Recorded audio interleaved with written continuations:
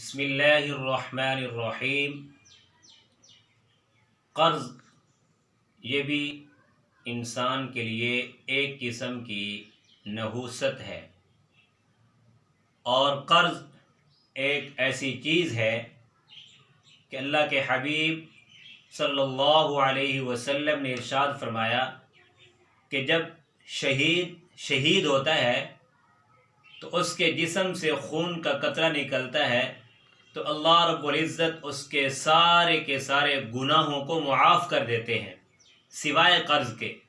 کہ قرض کی معافی نہیں ہے، یا وہ خود ادا کر کے جائے یا اس کے ورثاء، اس کی اولاد اس کی قرض کی ادائیگی کرے۔ حتیٰ کہ اللہ کے حبیب صلی اللہ علیہ وسلم کے سامنے ایک جنازہ آیا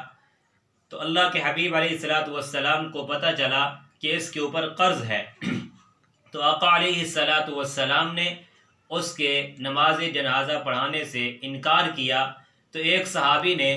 ان کی ذمہ داری لی کہ اللہ کے حبیب میں اس کے قرضے کو ادا کروں گا، تو پھر آقا علیہ السلام نے اس کی نماز جنازہ پڑھائی۔ اس لیے زندگی میں پہلے تو بندہ کوشش کرے کسی سے قرض نہ لے، اگر بامر مجبوری قرض لے لیا تو اس کو لوٹانے کے اندر جلدی کرے۔ بسا اوقات انسان سے سستی ہو جاتی ہے، قرض سے قرض چڑھتے جاتے ہیں تو انسان جو ہے سر سے لے کر پاؤں تک قرض کے اندر ہی جو ہے مبتلا ہو جاتا ہے اور پریشان نظر آتا ہے۔ پھر اس کے پاس اب کاروبار بھی نہیں ہے، کاروبار بھی چھوٹا ہے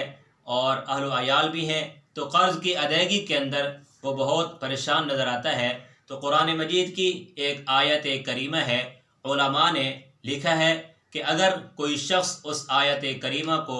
صبح شام پڑھنے کا معمول بنا لے تو انشاءاللہ اللہ رب العزت جلد ہی اس کے قرضے کی ادائیگی فرما دیں گے۔ قرآن مجید کی آیت ہے، قُلِ اللَّهُمَّ مَالِكَ الْمُلْكِ تُؤْتِي الْمُلْكَ مَنْ تَشَاءُ وَتَنْزِعُ الْمُلْكَ مِمَّنْ تَشَاءُ وَتُعِزُّ مَنْ تَشَاءُ وَتُذِلُّ مَنْ تَشَاءُ بِيَدِكَ الْخَيْرُ إِنَّكَ عَلَى كُلِّ شَيْءٍ قَدِيرٌ قُلِ اللَّهُمَّ مَالِكَ الْمُلْكِ تُؤْتِي الْمُلْكَ مَنْ تَشَاءُ وَتَنْزِعُ الْمُلْكَ مِمَّنْ تَشَاءُ وَتُعِزُّ مَنْ تَشَاءُ وَتُذِلُّ مَنْ تَشَاءُ بِيَدِكَ الْخَيْرُ إِنَّكَ عَلَى كُلِّ شَيْءٍ قَدِيرٌ 7 مرتبہ صبح کو پڑھیں اور 7 مرتبہ شام کو پڑھ لیں، تو یہ اس کا معمول بنائیں، انشاءاللہ بہت ہی جلد اللہ رب العزت آپ کے قرضے کی ادائیگی کے اسباب پیدا فرما دیں گے۔